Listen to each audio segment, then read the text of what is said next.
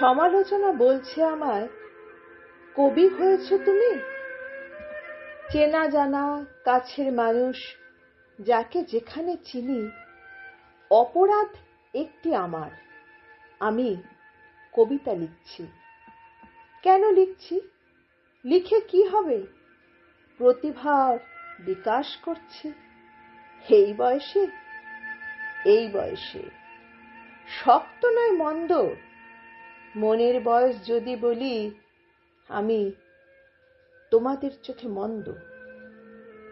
মাস দুয়েকের YouTube, WhatsApp status, Facebook বিজ্ঞাপিত ছোট্ট আত্মপ্রকাশ।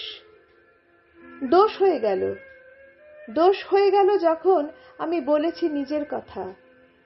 দোষ হয়ে গেল যখন আমি লিখছি মায়ের কথা।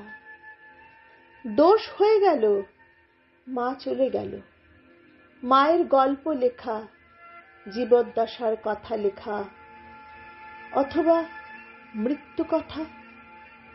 আত্মপ্রচার, সুপ্ত প্রতিভা, প্রতিভা জাগরণ, কি অপূর্ব বিশেষিত আমার আত্মকথন।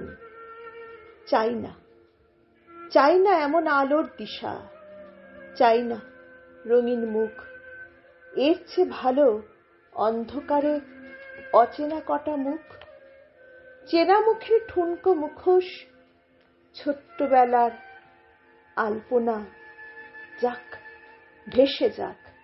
স্বপ্ন অতীত, আমার বাস্তবতার কল্পনা।